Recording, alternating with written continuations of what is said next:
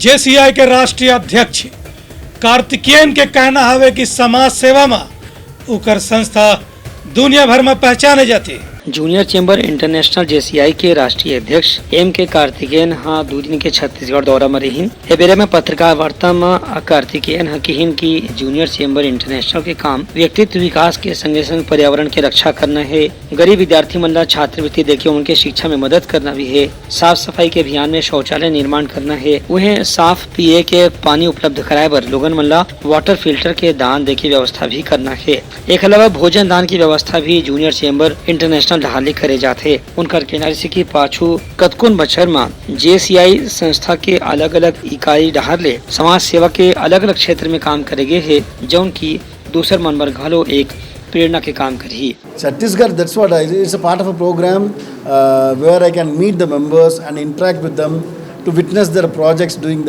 in the particular local town.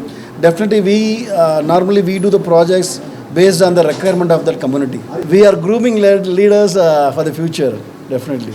It's a general public, see, each and every youngsters are going for the school, colleges. Likewise, JC is one of the movement they should cross below the age of 40. Between 18 to 40, they should cross and groom themselves and become the leaders of the society.